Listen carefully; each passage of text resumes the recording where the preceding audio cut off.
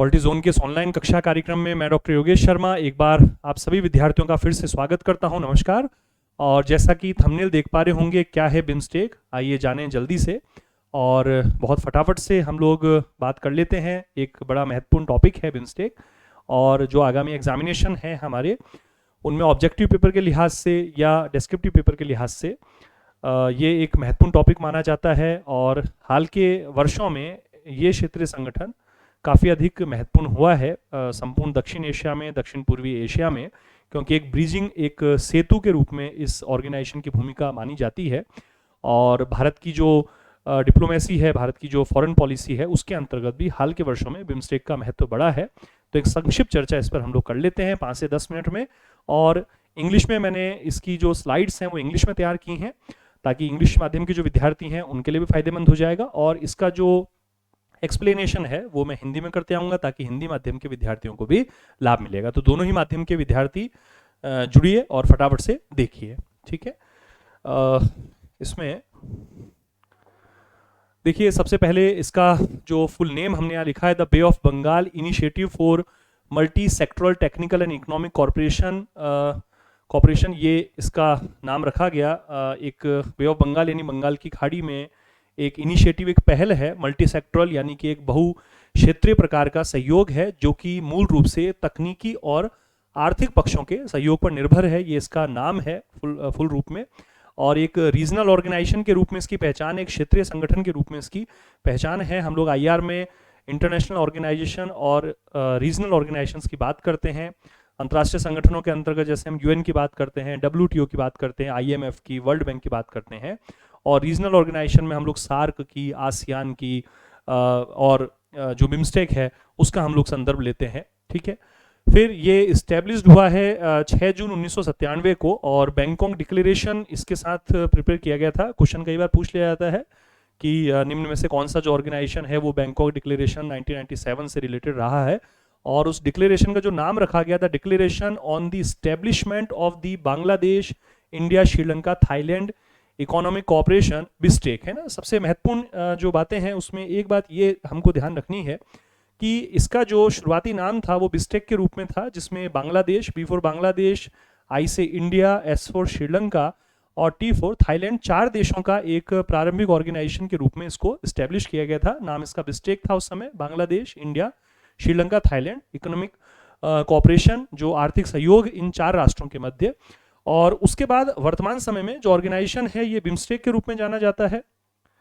इसके बाद 3 कंट्रीज और इसमें शामिल हुई, म्यांमार शामिल हुआ, नेपाल शामिल हुआ, भूटान शामिल हुआ, और 7 मेंबर स्टेट हैं इसमें, ठीक है।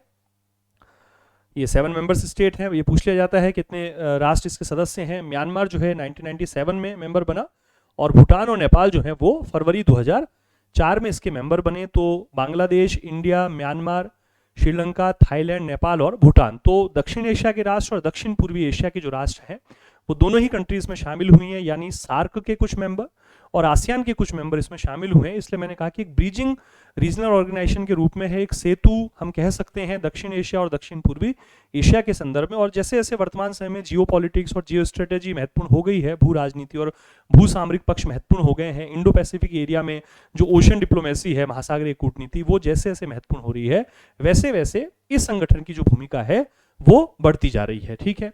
फिर इसके बाद आगे की जो स्लाइड है उसमें हमने ये बताने का प्रयास किया है, the grouping was renamed during the first summit in Bangkok on 31 जुलाई 2004। इसका जो नाम जो बिम्स्टेक से बिम्स्टेक हुआ, ये 2004 में bay of Bengal initiative for multi sectoral technical and economic cooperation जो नाम है वो 31 जुलाई 2004 को इसका रीनेम हुआ है as the bay of Bengal initiative, ये नाम हमने अभी बोला।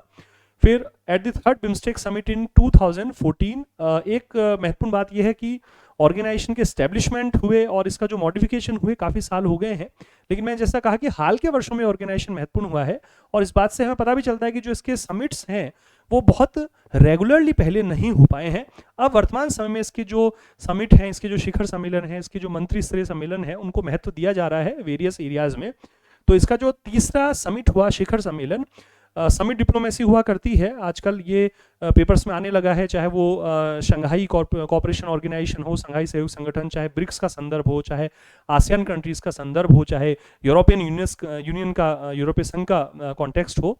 जो समिट्स हैं, शिखर जो सम्मेलन है, उनका बड़ा महत्व है, क्योंकि देशों के जो राष्ट्राध्यक्ष हैं, शासन के जो अध्यक्ष हैं, वो वहाँ मिलते हैं, महत्वपूर्ण पॉलिसीज पर चर्चा करते हैं। ठीक है, तो ये हमें विशेष रूप से ध्यान रखना है इस समय।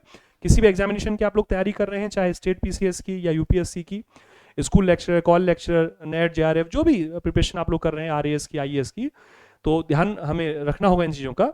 फिर इसके बाद the BIMSTEC secretariat was established इन ढाका, बांग्लादेश में बिम्स्टेक का सचिवालय ढाका में इस्टेब्लिश किया गया। ये क्वेश्चन पूछ लिया जाता है कई बार। ठीक है, आफ्टर दैट हम इसको और आगे बढ़ते हैं। ये बहुत ही एक महत्वपूर्ण संदर्भ हमने लिया है, the purpose and principles of BIMSTEC. BIMSTEC के जो उद्देश्य और सिद्धांत क्या है, वैसे तो बहुत सारे थे, मैंने थोड़ा सा इनको समराइज करने का प्रयास किया है। और सबसे महत्वपूर्ण बात है कि इसके जो रेफरेंस लिए हैं ये स्लाइड के, क्योंकि जो भी विद्यार्थी लंबे समय से मुझसे प्रत्यक्ष या परोक्ष रूप से ऑफलाइन क्लासरूम के माध्यम से या ऑनलाइन क्लास के माध्यम से जुड़े हुए हैं, वो जानते हैं कि मैं रेफरेंसेस पे, ऑथेंटिक सोर्सेस पे बहुत ध्यान देने का प्रयास करता हूं। वो आपको भी ध्यान रखना है हमेशा।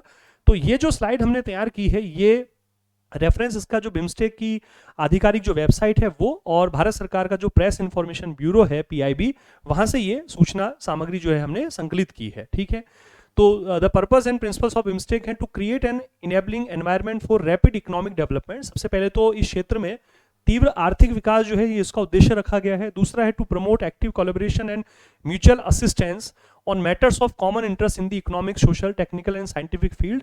यहाँ पारस्परिक सहायता की, सहयोग की बात की गई है। 4 बेसिक एरिया चिन्हित किए गए हैं, आर्थिक, सामाजिक, तकनीकी और वैज्ञानिक क्षेत्र। उसके बाद to cooperate the member state to people in raising their living standard, generating employment and improving transportation and communication infrastructure.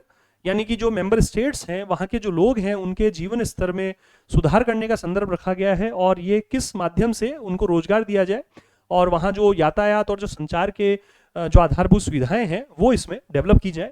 इसके अलावा to provide assistance of training and research facilities in the educational, professional and technical spheres. यानी कि जो शैक्षणिक हैं, व्यावसायिक क्षेत्र हैं और तकनीकी क्षेत्रों में प्रशिक्षण और जो अनुसंधान का संदर्भ है, उसको भी यहाँ महत्व देने की बात की गई है। फिर to maintain peace and stability in the bay of Bengal region through close collaboration in combating international terrorism, transnational organized crimes as well as natural disasters, climate change and communicable diseases। ये वाला जो एरिया है ये बहुत, वैसे तो सारे area महत्वपूर्ण है, लेकिन ये जो नंबर है ये बहुत महत्वपूर्ण एरिया है, क्योंकि इसमें शांति और स्थिरता, जो बंगाल की खाड़ी का जो क्षेत्र है, दक्षिण एशिया का, दक्षिण पूर्वी एशिया का जो क्षेत्र है, वहाँ पर एक शांति और सुरक्षा को कायम रखने का संदर्भ है। और विभिन्न प्रकार के जो थ्रेट्स हैं इस इलाके में, इस क्षेत्र में विभिन्न प्रकार की जो समस्याएं हैं, उनका मुकाबला करने के लिए, उनका समाधान करने के लिए एक सामूहिक प्रयासों की बात है। तो ऐसे कुछ जो समस्याएं जो बताई गई हैं, इसके जो उद्देश्य हैं उसमें, वो है इंटरनेशनल टेररिज्म, अंतर्राष्ट्रीय आतंकवाद है, या पार राष्ट्रीय जो संगठित अपराध हैं, और इसके अलावा जो प्राकृतिक आपदाएं हैं और जलवायु परिवर्तन है, और विभिन्न प्रकार की जो संक्रामक बीमारियां हैं। जैसे अभी पिछले 2 वर्षों में कोविड का जो परिदृश्य दिखाई दिया, तो उस समय पर जो राष्ट्र हैं वो सामूहिक प्रयासों के द्वारा इस प्रकार की जो बीमारियां हैं उनसे उनका समाधान करें, उनसे पार पाने में एक सामूहिक रूप से प्रयास कर सकें। फिर to endeavour to eradicate poverty from the bay of Bengal region, एक हम कह सकते हैं कि पब्लिक स्फेयर, पब्लिक डोमेन या पब्लिक वेलफेयर के संदर्भ में ये बात की गई है। बहुत महत्वपूर्ण की गरीबी, चूंकि क्षेत्र में एक गरीबी का जो स्तर है वो भी व्यापक रूप से देखा जाता रहा है, तो इरेडिकेट पॉवर्टी की बात हो रही है। To promote trade and investment as a major contributing factor for fostering economic and social development in the region, व्यापार और जो निवेश है उसको बढ़ावा देने की बात की गई है। इसके अलावा जो प्रिंसिपल्स की हम लोग बात करें, तो the BIMSTEC will be based on respect for the principle of sovereign equality. एक तो सभी राष्ट्र जो इस बिम्स्टेक में शामिल हैं इस क्षेत्र के, उनकी संप्रभु समानता की बात है, टेरिटोरियल इंटीग्रिटी, क्षेत्रीय अखंडता का सम्मान रखा जाए, और पॉलिटिकल इंडिपेंडेंस यानी कि राजनीतिक स्वतंत्रता की बात की जाए, non interference in internal affairs, और इन राष्ट्रों के जो घरेलू क्षेत्राधिकार हैं, जो घरेलू मामले हैं, उनमें हस्तक्षेप ना किया जाए, यानी कि अहस्तक्षेप के सिद्धांत का पालन। ठीक है, जनरली ये प्रिंसिपल्स हुआ करते हैं जब भी रीजनल ऑर्गेनाइजेशंस की बात होती है, बड़े महत्वपूर्ण ये प्रिंसिपल्स माने जाते हैं। फिर इसके अलावा नॉन अग्रेशन है, अनाक्रमण जिसे बोलते हैं, पीसफुल कोएग्जिस्टेंस है यानी कि शांतिपूर्ण सहअस्तित्व, और mutual respect and mutual benefit, पारस्परिक जो सम्मान, आदर और पारस्परिक लाभ पहुंचाने की जो नीति है। तो एक बड़ा महत्वपूर्ण ये बिम्स्टेक के सिद्धांत और उसके उद्देश्य घोषित किए गए हैं।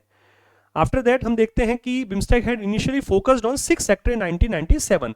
1997 में जब बिम्स्टेक इस्टेब्लिश हुआ तो ये मेजर जो 6 ऐसे एरियाज थे जिन पे इन्होंने ध्यान दिया था। आप देख पा रहे होंगे, ट्रेड का एरिया है, व्यापार का, टेक्नोलॉजी का एरिया है, तकनीक का, एनर्जी का एरिया है, ऊर्जा का जो एरिया है, और ट्रांसपोर्ट है, यातायात का, टूरिज्म, पर्यटन, और फिशरीज यानी कि मत्स्य। तो मैंने कहा कि जैसे जो एक इकोनॉमी को बूस्ट करने के, इकोनॉमी को बढ़ाने के जितने भी एरियाज होते हैं, इंफ्रास्ट्रक्चर से रिलेटेड जितने भी एरियाज होते हैं, उन सभी पर कोलैबोरेशन की और असिस्टेंस की बात इस ऑर्गेनाइजेशन का एक मेजर थीम रखी गई है।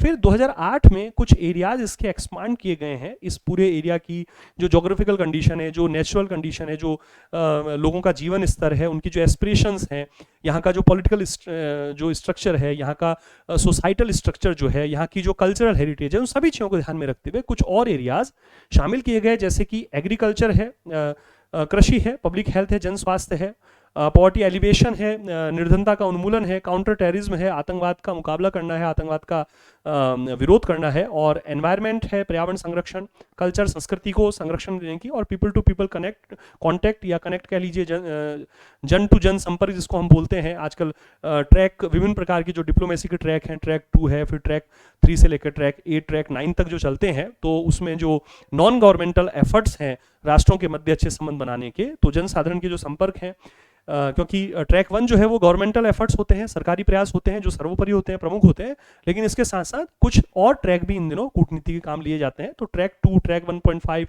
ट्रैक 3 से ट्रैक 8, ट्रैक 9 तक वो संदर्भ चला करते हैं। उन पे कभी एक एडिशनल वीडियो भी हम लोग बना लेंगे। उसके अलावा क्लाइमेट चेंज है, जो पर्यावरण में जो जलवायु परिवर्तन हो रहा है उसकी समस्या का समाधान करने के संदर्भ है।